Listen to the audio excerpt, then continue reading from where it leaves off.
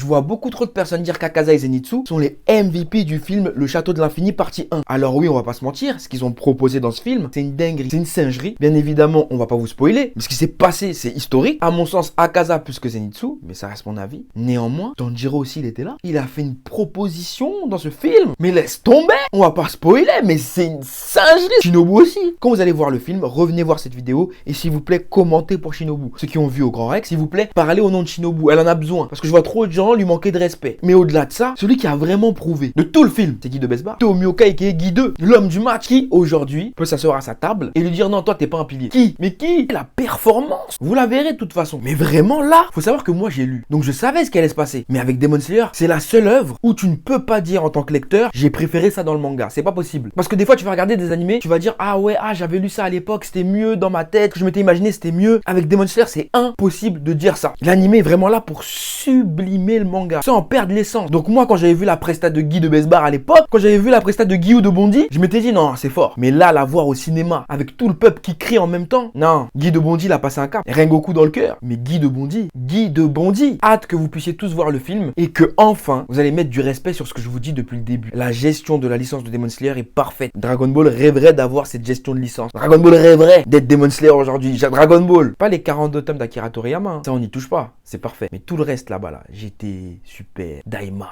tout ça là. La gestion de ce qui est devenu la licence Dragon Ball rêverait d'être Demon Slayer aujourd'hui. Elle aurait dû être dans le cadre Demon Slayer aujourd'hui. Une licence à la hauteur de sa grandeur. Une licence gérée au millimètre près. Mais bon, que voulez-vous? Vous comprendrez plus tard comme d'hab façon. Oui, il vous faut du temps.